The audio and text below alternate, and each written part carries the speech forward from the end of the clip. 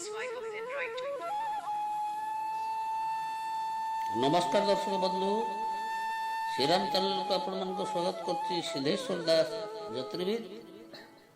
आपण माने भल अछन तो निश्चय भल अछंती काना शनिदेवंकर मार्गी गति चली बकरी गति छाड़ी शनिदेव ए प्राय सब राशि को प्रभावित करछंती कृपा दृष्टि देखुछंती। आपण कोरोना रे हैरान हरकत होती धैर्य धरतु। फेब्रुआरी मार्च बेलू कोरोनार परसेंटेज कम तेणु शनिदेव आपण मान धन धान्य परिपूर्ण करंतु आपण को न्याय विचार दिंतु। यही कामना साथी आज कार्यक्रम आम आरंभ करने को जाऊँ। शरीर तत्वर तृतीय भाग माने पार्ट 2 आम आलोचना करते शरीर भितर षड़चक्र नव इंद्रिय पंचभूत 25 प्रकृति किभली भाव संयोगीकरण हो मन बुद्धि आत्मा एवं जीव परम तत्व एक लय रखी सृष्टि प्रक्रिया को जीवन प्रक्रिया को समाहित कर। आज से तृतीय भाग में आम आलोचना करवा जने विशिष्ट कवि गोटे सुंदर पद्यवली को लेकर कथा आरंभ करवा। शरीर तत्वर तृतीय अध्याय तृतीय भाग में डहाणी आखर पड़ी बेल जाऊची बुड़ी कि सुंदर पारा दुईटी जाऊअछंती उड़ी आस आस पारा दुईटी मोर पिंढारे बस खाइबाकु देवी तुम्भकु मुही नड़िया रस पीबाकु देवी तुम्भकु पदो पोखरी पानी शोइबाकु देवी खटुली माड़ी घरू आनी माड़ी घर खटुली रे जे बाउंसर पातिया माझ्यंकर गोड़े रतनर झुंटिया। अस्तगामी सूर्य किरण को लक्ष्य करी पक्षीटी उड़ी जाऊर दृश्य को अवलोकन करी तत्वतः प्रकृति कवि तथा पल्ली कवि नंदकिशोर बल अति अपूर्व भाव ये गीतटी को लिखिथिले। बहु वर्ष पर जीवंत चित्र प्रकृति को से उपमा और उपमय भाव में ग्रहण करी अति सुंदर भाव गंभीर रचनाटी आपण मान मन को समस्त मन को रेखापात कला भलिया कवि अपूर्व रचना आज भी गुंजरित हुए मो मनरे या जो मैंने पढ़ी से मनरे पुनः उज्जीवित करने मु आबड़ंगा आगे उत्थापन कली। अस्तमित सूर्य किरण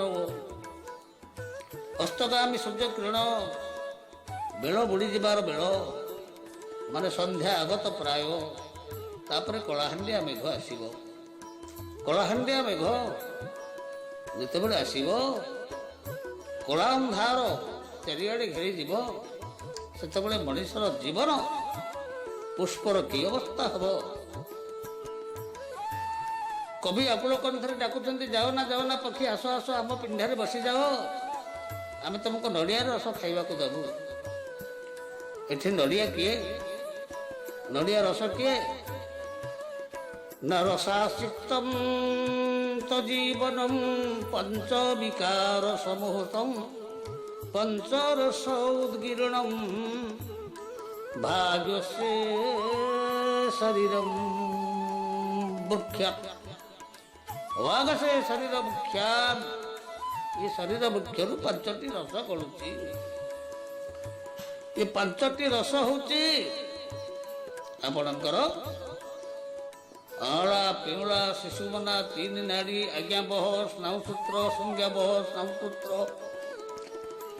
ସମସ୍ତ ଶିରା ପ୍ରଶିରା ନାଡ଼ୀକୁ କେନ୍ଦ୍ରୀଭୂତ କରି ଭେଦ କରି ଯେଉଁ ଶରୀରରୁ ଯେଉଁ ରସ ତିଆରି ହେଉଛି, ଯାହାକୁ ଆପଣମାନେ ବିଜ୍ଞାନରେ ବ୍ଲଡ଼ ବୋଲି କହୁଛନ୍ତି, ଅତ୍ୟନ୍ତ ମୂଲ୍ୟବାନ, ଯାହାକୁ ଆପଣମାନେ ସ୍ୱେଦ ବୋଲି କହୁଛନ୍ତି, ତାହା ସେଥିରୁ ମଧ୍ୟ ସ୍ୱେଦଜ ପ୍ରାଣୀମାନ ଜନ୍ମ ହେଉଛନ୍ତି, ତାହା ଅମୂଲ୍ୟ ନୁହଁ, ଦୁର୍ମୂଲ୍ୟ ନୁହଁ, ତାହା ମଧ୍ୟ ମୂଲ୍ୟବାନ। ସେଇଭଳି ଭାବରେ ଆପଣଙ୍କର ଅରସ ସାରସ ବୀଜ ସାରସ ବୀଜ ପ୍ରତ୍ୟେ ଏହି ନ୍ୟାୟରେ ଏଥିରୁ ଜନନ ପ୍ରକ୍ରିୟା ତିଆରି ହେଉଛି ଏକ ରସ, ଯାହାକୁ ଆପଣ ଶେଷ୍ମା ରୂପରେ ଫୋପାଡ଼ି ଦେଉଛନ୍ତି, ଯାହା ଆପଣଙ୍କର ସ୍ୱେଦ ଗ୍ରନ୍ଥି, ଯାହା ଆପଣଙ୍କର ମାନେ ସବୁବେଳେ ପାଟିରୁ ଅବାରିତ ଭାବରେ ଛେପ ରୂପରେ ଝରି ଯାଉଛି, ଲାଳ ରୂପରେ ଝରି ଯାଉଛି, ଯାହା ଭିତରେ ଆପଣଙ୍କର ଆମିନୋ ଏସିଡ୍ ତିଆରି ହେଉଛି ଏବଂ ସେଇ ଏସିଡ୍ ଆପଣଙ୍କର ଖାଦ୍ୟ ହଜମ ପ୍ରକ୍ରିୟାରେ ସହାୟତା କରୁଛି। ତେଣୁ ଏ ଯେଉଁ ରସ ମାନେ ସବୁ ବହୁଛନ୍ତି ଝରୁଛନ୍ତି, ଇଏ ରସ କେଉଁଠୁ ଆସିଲେ? ଆପଣମାନଙ୍କୁ ସୁନ୍ଦର କଥାଟିଏ କହିବି। ଆଉ ଜଣେ ବିଚିତ୍ର ଆଧ୍ୟାତ୍ମିକବାଦୀ କବି ହେଉଛନ୍ତି ଗୋପାଳ କୃଷ୍ଣ। ବଡ଼ ମାୟାବୀ ଜୀବ ନୁହ କାହାରି, ଦିନେ ନ ଭଜୁ ରାମ କୃଷ୍ଣ ଶ୍ରୀହରି। ବଡ଼ ମାୟାବୀ ଜୀବ ନୁହ କାହାରି, ଯେତେବେଳେ ମାତା ଗର୍ଭେ ହେଲୁ ସଂସାର, ଅଣାକାର ଭୂମି କି ଯେ ନାହିଁ ଆକାର। ପ୍ରଥମ ମାସେ ତୁଜେ ହେଲୁ ଧବଳ ବନ, ଦ୍ୱିତୀୟ ମାସେ ତୁଜେ ଜଳେ ଦେଶ ନେମିନ, ତୃତୀୟ ମାସେ ତୁଜେ ଶୂନ୍ୟ ମେଲିଲୁ ଡାଳ, ଚତୁର୍ଥେ ଅତି ଖଞ୍ଜା ତୋହରି। ବଡ଼ ମାୟାବୀ ଜୀବ ନୁହ କାହାରି। ଏଇ ଗର୍ଭ ସଞ୍ଚାର ହେଲା କେତେବେଳେ? ଶୂନ୍ୟରୁ ଜାତ ହେଲା ବିନ୍ଦୁ, ସେ ବିନ୍ଦୁ ହେଲା ମହାସିନ୍ଧୁ। ତେଣୁ ଭାଗବତ ଗୀତାରେ ଭଗବାନ କହିଲେ ଅହମ୍ ବୀଜପ୍ରଦ ପିତା। ଆପଣଙ୍କର ଅନ୍ଧକବି କନ୍ଧକବି ଭୀମ ଭି ଅପୂର୍ବ ଭାବରେ ଏହାକୁ ବର୍ଣ୍ଣନା କଲେ। ପିତା ବୀଜାମୃତ କିଛି ନ ଦେଇ, ମାତା ପ୍ରସବିଲେ କଷ୍ଟ ନ ପାଇ, ତଳେ ନ ପଡ଼ନ୍ତେ ଗଲେ କେଉଁ ପଥେ, ତଳେ ନ ପଡ଼ନ୍ତେ ଗଲେ କେଉଁ ପଥେ, କାହିଁ ଗଲେ କନନ୍ଦ ନ ତାତ ମାତ କରୁଛନ୍ତି ରୁଦନ। କିଏ ପଡ଼ିଲା, କିଏ କୁଆଡ଼େ ଗଲା, ୟାକୁ ଯଦି ଆପଣ ବିଚାର କରିବେ, ପକ୍ଷୀ ଦୁଇଟା ଉଡ଼ି ଯାଉଛନ୍ତି।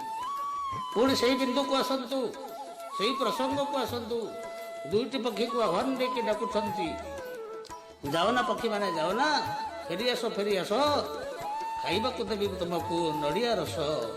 ରସ ସାରସରେ ହଂସ ପିଉଛି ପୟସୀ ରସ, ପଦ୍ମ ପୋଖରୀରେ ରସ ପୁରିଛି ଦହି। ତାହେଲେ ଏ ପୋଖରୀ କିଏ? ପୋଖରୀ ଗୋଟିକ ଚାରି ଚୌରସ, ଡିମ୍ବ ପାରିଗଲା ଅଣ୍ଡିରା ହଂସ। ଶୁଖିଲା ପୋଖରୀ ମାରୁଛି ଲହରୀ, ଡିମ୍ବ ଅଛି ଛୁଆ ଗଲେଣି ଉଡ଼ି, ଡିମ୍ବ ଅଛି ଛୁଆ ଗଲେଣି ଉଡ଼ି। ଡିମ୍ବ ଗୋଟିକେ ତିନି ତିନି ଛୁଆ, ସୁଜ୍ଞାନୀ ହୋଇଲେ କହିବ ଏହା। ଏକ ଦେଉଳରେ 10 କବାଟ, ସେଇଟାରେ ଅଛି କଳପ ବଟ,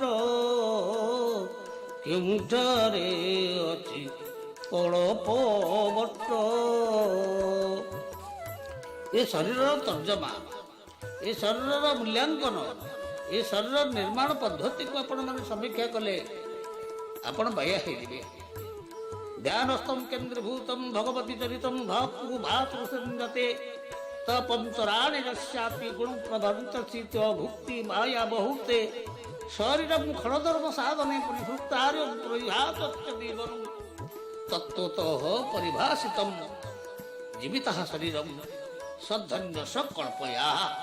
ତେଣୁ ଏ କଳ୍ପନାର ଶରୀର ଯେଉଁମାନେ ପାଇଛନ୍ତି ଆପଣମାନେ ଧନ୍ୟ ହେଇଛନ୍ତି। ଦର୍ଶକ ବନ୍ଧୁ, ଏହାର ଚତୁର୍ଥ ଭାଗ ଆମେ ଦେଖିବା ଶରୀର ତତ୍ତ୍ୱ। ଆଜି ପାଇଁ ଏତିକି ରହୁଛି। ହରି ଓମ୍ ତତ୍ସତ୍।